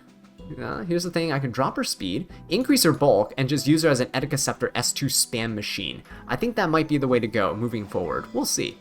Alright, next up, we have Silverblade Araminta. So, yeah, this is a really nice buff that she got. So now her effectiveness, whatever it is, a percent of that gets converted to her attack stat. So you no longer need to build attack for her, which is wonderful. You can build her very bulky with some speed, high effectiveness. She's on speed, she's on immunity, so she doesn't get randomly debuffed by things. And she's on Abyssal Crown. So more chances to stun. It's incredible. Her damage, really good. We can go ahead and take a look at her substats here.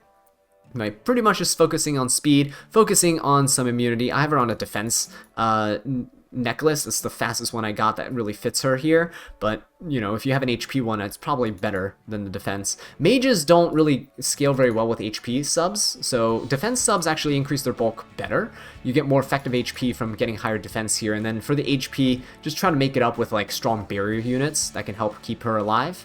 But yeah, Abyssal Crown, very nice, especially if you accidentally, like, if they 15% your S3, your Abyssal Crown can still kick in and stun them. Next up, Solitaria. Solitaria here, speed, effectiveness build, 260 speed, 208 effectiveness, and she's on Fairytale for a Nightmare. Fixed damage, very strong on her. Kind of stopped using her after DDR stopped seeing a lot of usage. I tend to like using Solitaria with DDR. Now Solitaria is really good at countering Afternoon Soak Flan, but you have to be careful with her because your opponent can counterpick her pretty hard with anti-debuff units, right? Ed and stuff like that are really good at punishing the Solitaria pick. Even Rowana, really good at countering the Solitaria pick for just healing the team up. Right, here's her substats here, by the way. So speed and effectiveness, Fairytale for a Nightmare, all that good stuff. 260 speed is fine. You could build her faster, you build her a little bit slower, but 260 is a sweet spot for me.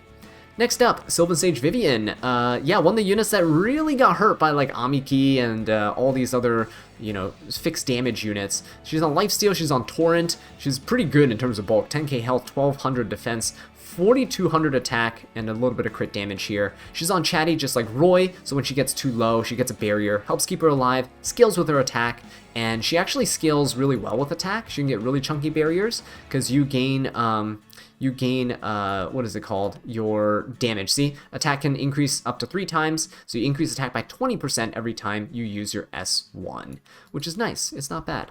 But yeah, here's the substats on her pieces. The Torrent is really good for just outputting more damage, especially with her AoE attacks, and then Lifesteal here, so she can gain back some health whenever she attacks. Alright, next up, Dragon King Sharoon. Counter and hit set here. So Sacred Tree Branch, really good artifact for her, because whenever she attacks S1 or S3, she's going to be increasing combat readiness of herself and the ally with the highest attack by 10%. So you're going to push up your DPS units, which is cool. I like to use them with Specimen Says. Unfortunately, Spez has not been used this season at all, so it is what it is. Dragon King Sharoon, fallen off in usage ever since I got Infinite Horizon Acades, who's been a bit more consistent, a bit more versatile against Seal units. Again, Nahkwol, Emma Luna, those things destroy Dragon King Sharoon, but they can't do anything to Infinite Horizon Acades, which is why I've kind of prioritized Acades over Sharoon. Sharoon's still good into DDR, but DDR's kind of dropped off in usage. You can use her into Mort, though. Do keep that in mind. She does cleanse Fear as well, because it's a debuff that prevents movement. She's on 225 speed, counter set, 160-something effectiveness, which is good enough, especially because her artifact here gives, I think, 22.5, so she is going to be about 185 effectiveness, really high effectiveness. Should be able to debuff everything, but yeah, she does get 15%ed though, as always. Next up, Infinite Horizon Acades. She actually doesn't have a really great win rate for me this season because it's my first season using her, but she does have weaknesses in the form of getting absolutely demolished by all the DPS units that are out there. So she does have a really major weakness against Celine, especially because she relies on non-attack skill, spamming her S2 to keep cleansing the team, pushing everybody up, and Celine loves that. So not a great combination there. Guardian Ice Crystals is on her for the extra resistance and the healing, right? Whenever someone's attacked with 50% or less health. So it keeps them alive, especially because her S2 just gives barriers. Her S3 is the heal, but you really don't want to pop her S3 unless it's a dire situation or if there's a lot of debuffs on your team, because then she doesn't get the combat readiness push, right, consistently. Over 300 resistance, 316 resist with this artifact factored in, so she's pretty much not getting debuffed by anybody unless they soul burn, but as a consequence, her speed is a bit lower and her bulk is a bit lower. Her speed doesn't need to be very high. I do prefer her not to cut immediately after the first unit goes, because typically the opponent will have something like a Zeo that goes, and then afterwards like a New Moon Luna or an ML Politis or something. So in those cases, it's nice to not cut right after the Zeo. It's better to wait for the New Moon Luna and stuff to go first. Then if they S3, then you can cleanse everything off. It kind of deters them from using the S3 when you're a little slower. So here are the stats on her pieces, pretty much stacking effect resistance everywhere that I can. And, well, it works. The SSS imprint also definitely helps quite a bit too. Alright, next up, Moon Bunny. Moon Bunny is built pretty bulky here with 100 effect res. 100 is good enough. I might even drop it further to just increase her bulk even further. But yeah, 260 speed is fine for like this bulky, middling speed Bunny Dom. Mostly used her this season against stuff like ML Ludwig, but that was only near the end of the season. Prior to that, I really didn't use Bunny Dom all that much. Again, I noted that Infinite Horizon Acades I was using more than Dragon King Sharoon. Prior to Infinite Horizon Acades being acquired, I used Dragon King Sharoon over Moon Bunny into DDR almost all the time.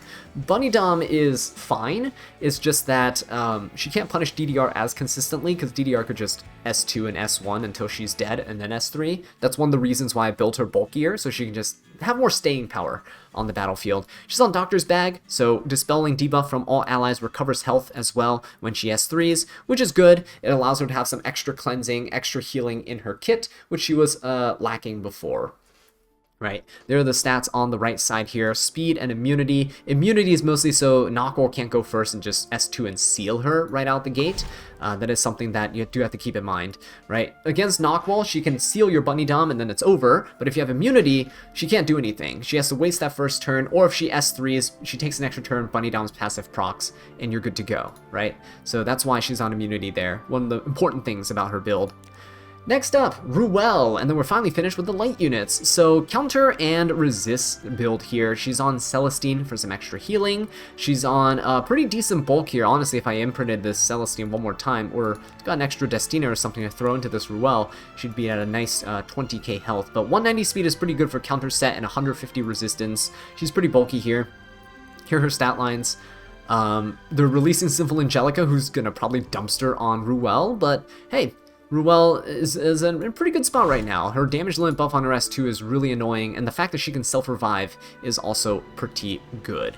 Makes her a lot more reliable of a pick than she used to be. Didn't really use her all too much this season, but moving forward, I'll try to see what I can do with her. It's kind of tough because, again, if your opponent's cleaving and such, it's still really difficult to pull off a Ruel pick. Alright, next up we have Apocalypse Ravi, not a unit that I've been using a lot, so her stats could be better too. I really don't like this build right now, but she's currently on Draco Plate, standard APOC Ravi that you've probably seen a billion times, Destruction set, Penetration set. I don't have her on counter. I think Destruction set's just good for more damage output, and yeah, she's just weak to injury, which is running rampant right now, so that's why I don't use her. She's going to get injury down. If you want to use APOC Ravi, slam ML Shu instead. She's probably going to get the job done and faster. Next up, Assassin Cartuja. That's right. He's still built here as kind of a Zeo Trap unit, but haven't really used him. So, Snow Crystal, Shu's artifact, you can use this on Shu as well. I have it on him because non-critical hits include misses. So, because he has evasion, if they miss on him, it's considered a non-critical hit, and then you can push up combat readiness by 12% here, but he also pushes up his combat readiness by additional 15%. So, it is pretty decent. yeah, it's pretty good. So his EE here is for whenever he successfully evades, increase the combat readiness of all allies except for himself by 10%. So it just pushes up the entire team. That's why he's part of the Zeotrap gang. Just haven't used Zeotrap in a while because there's a lot of counters to Zeotraps. But yeah, Assassin Cartusia, not much damage, just 240 speed. If he gets hit, he should be able to cut the opponent with Snow Crystal and his passive. So 15% plus this 12%, that is 27% combat readiness, should be able to cut most openers, unless they're pushing up their own combat readiness themselves. But yeah, not really reliable though. So if you get unlucky and he gets hit, like Zeo hits him the first turn, you don't get the combat readiness push, and then you're screwed. So do keep that in mind. Alright, next up, Bagcat Armin. Not a unit I've really used in RTA. Kind of wanted to use her for fun, but speed and immunity on her pieces. She's on Champion's Trophy, which is kind of cool. Works really well with her, actually. She needs effectiveness, which is great. This has it. Brings her up to 175 effectiveness, which is really good. And she has a chance to stun when using a basic skill. But her basic skill is an AoE, which means you have a chance to stun everybody. It's like an Abyssal Crown, almost. It's really good on her. And yeah, so the EE that she's currently on, Speed EE, haven't really crafted a full perfect one here, but her S3 here allows her to decrease buff durations of the target by 1 turn. So if you're going before somebody and they have immunity, you can strip the immunity buff and yeah, deal some extra damage. It's nice. I don't have her on her self-concentration. There's no reason to build her as a bruiser. I just build her like this because she enables the frontline unit to counterattack, right? So you just put your damaging unit in the front lines here. It might actually be pretty cool if you use Bagcat Armin with like Wukong in the front line, cause Wukong to counterattack, use him on the EE where he does an AoE counter, and then put Hwayoung Cermia as well. So this Wukong is going to be there. You're going to be dealing a ton of damage with his AoE counters. Could be a really fun thing to try out. But yeah, substats are right there if you want to check them out. So next up, Dark Corvus. I don't remember if I used him this season. I did use him a few times last season, but injury is one of the reasons why he's absolutely garbage. Still a wonderful Guild War unit though. Wish his resist was 150, but it's good enough. Honestly, at this point, he can drop that down to 100 effect resistance and up his HP a little bit more. He's currently on Durandal, speed set, HP set, just kind of doing Dark Corvus things. Slap S3 into anyone you want, and it kills them. Right? Good stuff. Just make sure to soul burn. It guarantees it. Alright, next up, Designer Lilibet. We have Destruction set and Immunity set here. She's on Golden Rose, which is about to be overshadowed by Sigurd's Scythe, but I think Golden Rose is still pretty decent for Designer Lilibet here. Unfortunately, mine's not plus 30, but she is on a bunch of damage here. 2,000 defense, right? 320 something crit damage. Did drop her speed a little. She's no longer on speed set, and her HP, I want it to be about 18k, but this is as good as I can get it right now without getting like more artifact imprints. Artifact imprints might bring her up to like 17.5k health, which would be a decent spot, right? But here are her substats on the right side. She's really strong. Been using her a lot more ever since Harsetti and stuff have been released, ever since her buffs have come into play. So yeah, she's been pretty consistent in terms of cleansing. Just watch out for Nahkwol, watch out for New Moon Luna, watch out for units that can seal or reset her skill count or cooldown count. It's really annoying when you have to fight those. Also watch out for Elvira. Elvira shuts her down, no fighting spirit gained. Also watch out for Emma Politis, shuts down her fighting spirit. Wow, it's almost as if she sucks into all the main openers in the season. But aside from that, still pretty good into 8 high wind, still pretty good into stuff like DDR, like mass debuff type units, right? Pretty decent overall. Next up, we have Infernal Kawazu. Didn't really use him. I think I probably used him in one match. I think I did. I think he won. But yeah, speed and immunity set here. He's on Spear of Purification, which increases attack, and when there's a non-attack skill used, he increases combat readiness by 10%, pushes himself up, which is nice. And then he can push himself up when he gets hit by an AoE too. He grants immunity to himself when he activates his passive, when he gets hit by an AoE, which is nice. Just keep in mind, if Celine's on the other side, she might kill him, or cut him, and then kill him. So 4,500 attack, he's pretty good. The main thing is I used to use him into like Navy Captain Landy. You just burst down someone with Navy Captain Landy. Whenever she salvos, right? Procs the Kawazu. Kawazu goes in with the S3. Aside from that, I don't really see anything he's really useful for now, because most openers now are just non-attack skill units like New Moon Luna and Emma Politis. And even then, the faster units like Zeo are single target, and Harsetti prevents you from combat readiness pushing when she AoEs into you. So Kawazu's kind of useless in that too. Yeah, so right now, kind of fallen off. Here are his substats though, if you want to mimic his build. For fun. He's really good in Guild Wars with Beehoo though. Really fun to detonate burns with Beehoo's passive, which increases burn detonation damage. Next up, Lone Crescent Bellona. Used her a few times actually this season. She should have 37k health if I gave her a plus 30 Sigurd, but that's currently on Ravi right now. Destruction set, pen set, still very solid. This was an anti-landy build, but I still keep it because I like the bulk and I like the damage. She's very nice. Here are her substats here. She's just a damage dealer, just a beat stick. Decent into Harsetti, honestly, because when Harsetti S1s and then follows up with an AoE, that's hitting 5 units, which means you gain enough fighting spirit to S2, and you can keep S2ing every time Harsetti takes a turn, and you can beat the opponent's team down pretty quickly. The issue is, she's really weak to burst damage, so if your opponent has a Harsetti team, they're most likely going to be running burst damage, like BBK, Genuas, and stuff like that, RBs even, and that can get dicey really, really quick for Bellona.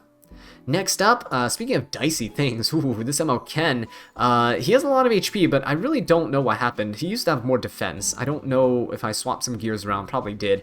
But yeah, he's on Sigurd's Scythe right now, would probably swap some health with defense, get him more bulky, maybe swap some attack down as well to get some more bulk. His effect res is a bit low, but it is what it is. You probably have to just pair him with Christy if you want to use him nowadays. He used to be good right after his buff, and then he fell off pretty quickly. Now you have like things like Mort that just shut down his counterattacks, so he's even harder to draft and pull off. His gear is very unique though, so once you have him geared, you kind of don't have anyone else that can take it, so that's why he's still geared. Alright, moving on. Mediator Cowrick. We're almost at the end, guys. Mediator Cowrick is still on his damage bruisery build. 200 speed, 300 crit damage, right? 21k health. Warhorn, which gives extra attack to everybody, increases his combat readiness as well. Allow him to cut. If he's on a support build where he had no damage and a bunch of bulk, like 28k health, 240 something speed, he'd be able to cut more consistently with Warhorn. I have him on a damage build. I still like him on a damage build just because people don't really expect it nowadays, and you can really easily chip down squishier units with him. His S2 hits like a truck too. But yeah, he's very good as support for your damage dealers, attack scalers specifically, because of his imprint release, because of Warhorn here, and because he has an attack buff in his S3 too. So very, very good support unit overall. I just, yeah, wish it was a little bit faster, but I'd have to give up too many stats to achieve that. Alright, next up, Straze. Pretty much never used him this entire season. Kind of like Emma Leica. The new Straze and Emma Leica this season has honestly just been like BBK and RB. Like they've kind of replaced those two as like nukes. So it used to be that you'd start off the match, you'd like trap your opponent by picking Straze and Emma Leica, and no matter who they banned, you're gonna one-shot the tank, whoever the tank was. Nowadays, it's just BBK and RB. You can ban one of them, but the other one's going to cleave your entire team, right? So yeah, they've kind of fallen to the wayside in favor of those other units that have kind of popped up in the meta. Straze is just limited by having to take a turn, so Harsetti shuts him down, Emma Politis, all that stuff that can push you back, right, and prevent him. But still a decent unit to have built. He is still pretty strong. His S3 can't be countered. His S3 ignores, he has defense penetration, but again, the problem with that, and the reason why Leica also fell off a little bit, is because Empyrean Ilynav kind of shuts that down too, preventing the defense penetration, right, with their resistance for the entire team. He's on Benimaru's Tachi, so he gets that attack buff at the start. He also has immunity, so you don't have to build immunity on him, which is very nice. Frees up his sets here, so he can build crit, eases up his crit requirement, so he can build more speed, more damage. But yeah, overall, these are his stat lines. Don't ever use him, so probably could be better used on somebody else.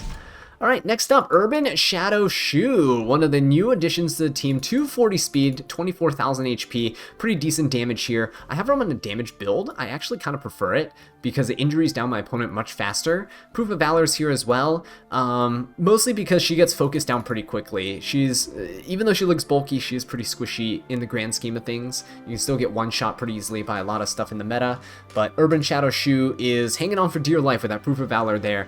Some people go for a resist build. I can't do a full resist build. I just don't have the gear for it, unfortunately. If I could, I would. But yeah, Choux right now, crit and speed set. You can run her on pen set, you can run her on like immunity and stuff like that too, but I typically run enough cleansers on my team that I don't really need her to have the resist or the immunity. She's typically fine. And you've seen her, you know, do good work in the last few weeks that I've actually had her since the headhunting event. Alright, next up, Abyssal Euphine. So she is on crit and lifesteal, very bulky, 2,000 defense, 18,000 HP. Honestly, a lot of people are just going even tankier than this and just foregoing the damage. But I have her on Elbrus, still prefer on Elbrus over Holy Sacrifice, and she does good work, mostly using her to cut my opponent's combat randomness gains as like a passive ability, kind of like Fire Politis. Her with the Degen Fire Politis together is very, very fun. Prevent your opponent from cutting with like ML Ludwigs and stuff, while also having the potential to solo their team, right? Whenever Euphine gets into the trauma state, still very, very powerful. I just love her design though, so I have to keep her geared, even though she really has fallen off in the meta quite a bit. Alright, next up, Arbiter Vildred. I have him on a Degen build. So as explained earlier, Degen as in counter. He's on counter immunity. He is on Moonlight Dreamblade right here, and he got an EE. Got a terrible roll on the EE, but it doesn't matter, because when he's revived, he grants Undispellable Archdemon's Might, which gives 30% attack and 50% evasion for 3 turns. With his Moonlight Dreamblade here, he actually has 70% evasion, and yeah, this Moonlight Dreamblade just lets him have a more consistent attack buff. When they're trying to kill Arby, he'll evade, he'll get the attack buff, and then he'll hopefully counter, and he has decent enough damage, not enough to nuke an opponent, but has decent enough damage to chip away at them. I usually use him as an anti-cleave unit, but a lot of units nowadays are pretty scary to bring Arbiter Vildred into, so haven't really been doing that all that much. You don't want him to get sealed, mainly. If he gets sealed, he can't revive. Alright, next up, BBK. So BBK is, you know, I haven't touched in a while, actually. I should probably re-gear her so that I can actually use her myself. But with this Hostess of the Banquet, which I think is a pretty good artifact for her for the damage dealt that's increased, so you get 30% extra effect resistance too. So she's at like 200 something effect resistance. I kind of like it. I would probably build her super effect res, like even more than this, and then up her damage. I think I have better quality gear. All this purple stuff needs to go.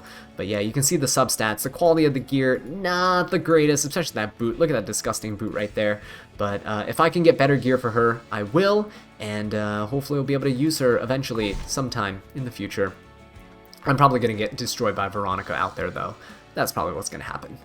All right, next up, Remnant Violet. So, yeah, Lifesteal and Pen Set on Shepherd of the Hollow. Nothing really to say about him here. Used him a couple times this season, but he was okay. Mostly use him into, like, AoE type hitting teams. So, Harsetti's he's okay against. Bellion's more of his, like, forte. But if your opponent's picking Bellion into you and you're not cleaving, it's a weird situation to be into. Probably has 3F, which is gonna chunk down Rylet really quickly. I need to up his defense and up his HP specifically just to avoid those types of situations. Probably could drop his speed a little bit, but yeah, otherwise he just needs a bit more damage, but he's kind of hard to gear right now. I have a lot of units on Lifesteal. Alright, next up, Brieg Iseria. So almost 250 speed. She is on pretty decent damage overall, speed and immunity right here, 105 effectiveness. I actually dropped her speed just a teeny tiny bit from 250 to 247 for that effectiveness there. We have an 8 speed buff right here from her EE, and it increased her decreased defense chance by 10%. So instead of 75% chance, I believe it's an 85% chance now. Yep, yes indeed. She's on my best copy of Guiding Light plus 30, so she can stay stealth. But she tends to not like doing that, and she gets hit into immortality range really quickly. So yeah, Brieg Iseria, pretty good unit. I know a lot of people set up with her as a fast opener now, and you run her at like 300 speed, you soul burn, you defense break everything, and then you kill everything. But I still like using her as a utility unit. Pretty strong. My high CP unit actually, I think, on the in my entire roster. So that's pretty cool. Next up, Pirate Captain Flan. Yeah, she's gonna get a buff. Not really gonna change my build for that buff. I don't think the buff is really significant, but she's still really, you still really need Iseria's artifact. If you don't have Iseria's artifact on her, she's basically worthless. But yeah, speed and HP on her, and she's Team Imprint, so she can support the frontline units. Because before her buff, that's going to go live in a few days. She currently shares 30% of her damage with the frontline unit, so imprinting the frontline unit with more HP is useful, but after the buff, she's just going to reduce the damage she takes by 30%, which is okay. It's better in the long run. But yeah, her stats are on the right side here. They're decent pieces of gear. Could probably be better. Could probably up her effectiveness to like 200 something. But yeah, I don't really bother with imprint concentrating her, because if it was a effectiveness concentration, it'd probably be better. Honestly, they could have buffed that on her. Would have been a welcome change. The more effectiveness on her, the better in this meta. All right, next up, Cfan and Politis, 299 speed. I actually just swapped a piece. I think I swapped the necklace onto her, which was faster than the previous one I just had. But Unseen Observer for her allows us to grant some souls. 10 souls is good, because if I use Politis, granting those 10 souls allows you to soul burn a Tywin or Jenua for free, which is really nice. Almost 300 speed on her, about 90 effectiveness. Again, good enough to debuff 100 effect res units.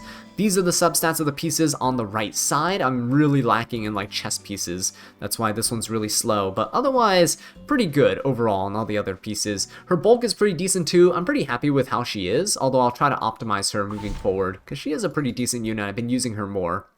Next up, Harsetti. Harsetti is on injury and 2 offset pieces, 2 counter pieces, and she's on Bloody Rose because I have nothing else better to put on her. I should probably put Abyssal Crown, but without effectiveness on her, I don't really feel that it's great. I'll try to optimize her build a bit more, maybe 2 hit sets with a ton of effectiveness or something like that, and then we'll be able to build her with about 100 effectiveness. That would be pretty good. That'd be probably my objective moving forward. But yeah, currently as of right now, this is just spare injury pieces that used to be on stuff like Axe God. If you guys remember Axe God with injury, this used to be like his pieces right here that lacked speed but had like a ton of damage in bulk. But yeah, there's my Harsetti. It's a pretty bad one. Honestly, look elsewhere if you want a Harsetti reference, but I will be working on her in the future. Requiem Rowana did get a few imprints for her, so her effectiveness is now almost at 300, but she's running double immunity, because obviously we're optimizing units here. And Tagahel's Ancient Book. Don't run double immunity, it doesn't stack. But these are just ones with really high effectiveness, as you can see here. Right, 41% here, 27%, 40% here, right? I could probably substitute the helmet and the necklace for better hit set pieces, but as of right now, I hardly have any hit set pieces, so we're just using what we got. She has a bit of attack, just to make sure she can do some chip damage. She actually does okay splash damage with her fixed damage on her S1. But yeah, overall, I don't really use her all too much. Not a really aggressive player, but when I do use her, it's usually in Guild Wars and such to push back the opponent with a Zeo combo. Next up, Spectre Tenebria actually just re-geared her, and she's actually tankier than she was before, which is really surprising. She's faster and tankier and still deals about the same damage. Her attack stat looks low, but that's because I actually switched over from a crit or immunity set to a torrent set. So she is on Tagahel's Ancient Book, which allows her to soul burn, and it's free damage for us. She actually got a max EE on her, which is surprising, but yeah, she increases the attack and defense now every time she attacks, rather than anytime somebody dies. She's imprinted to herself with 18% attack. Here are the substats on the right side. Look at these pieces and the quality of gear, besides the ring, which is still pretty decent, but besides the ring, everything else is looking amazing. I love Lifesteal Spectre Tenebria. It's just unfortunate that Spectre Tenebria in general has fallen off the meta due to the rise of a lot of hard-hitting damage dealers everywhere, but also because she's just too slow to keep up, right? Her damage output is a little too low. You can't take her into tanky teams as easily, and there's a lot of strong AoE damage dealers out there that can just shut her down. Harsetti also completely dumpsters Spectre Tenebria too. Alright, next up, Zeo. I do need to build a second Zeo that's like full damage, but this is my, jack of all trades Zeo. Has a bit of damage, has enough speed to contest, a little bit of bulk, a little bit of effectiveness here. He'd probably benefit from Bloody Rose, but I currently have on Tagahel's Ancient Book, just in case. I need a soul burn stuff. Maybe I should switch him over to Bloody Rose, though. That might be good. Anyway, though, speed set, 2 offset pieces, mostly because the offset pieces just had the stats, like 20 speed here and 19 speed here, but also carried the main stat that I need, which was crit damage, right? So putting to use some pieces that would otherwise be wasted is pretty nice. Good use of the resources there. But yeah, Zeo, I do want to build a second one. I think I have a second copy, but I might build, a second Zeo, just pure damage. I don't need the effectiveness, so I don't need the imprint on the other copy. I just want to bring something into Harsetti that could be a bit more potent. Alright, next up, Blood Moon Haste, one of the newest additions to the account here. On counter and HP set, Celestine here, so healing the lowest HP ally. Man, Celestine on Blood Moon Haste with his extra attack is disgusting. Really bulky here, almost 2,000 defense and 25k health, 100 effect resistance and 170 speed. I could forego the effect resistance and probably get closer to 30k health on him, but I'm not a Harsetti player who utilizes base speed units, so I think this is better just being a well-rounded player here for him to have. So yeah, that's going to be his current build. Nothing much to say about him. He's really strong, but I haven't been utilizing him as much because as I got him near the end of the season, that's kind of started when he started to fall off. It's usually like that for me. I don't tend to play meta units when they're meta. I tend to play them when they fall off the meta. So Blood Moon Haste, it's like how I got Hand Guy and A-Ravi after they were meta. I'm getting Blood Moon Haste here after he's meta. Yeah, so Death Dealer Ray, next up. Haven't changed his build since the last time, 260 speed. Again, kind of seen a little less play here just because of Schneel being released. If you see a pattern going on with my roster, a lot of units are no longer viable that were viable in past metas. Yeah, so unfortunately, he has good HP imprint for the team. If I imprint himself, he does have about 150 effectiveness. But currently sticking with HP imprint because when he effectiveness buffs himself, the 187 is good enough to debuff most things in the meta. Yeah, you can still pick him last pick, but these are his current stats right now. Pretty decent stats overall, honestly, especially that chest piece right there, carrying a lot of that speed stat line. Wondrous Potion Vial on him is really good. I don't have him on effect resistance, but it's his way of being able to cleanse the team, and it's been very, very helpful. Alright, and that is it, guys. I know it's a very long video, longer than it usually is. I've gone a bit more in-depth with my explanations of some of these units here, but hopefully you guys enjoyed it. Hopefully you found the explanations and all the insights into the gear very helpful. So with that being said, thank you so much for watching. Please be sure to subscribe if you haven't already. These videos take an incredibly long time to film. My voice is dying. And yeah, I'll catch you in the next one. Take care.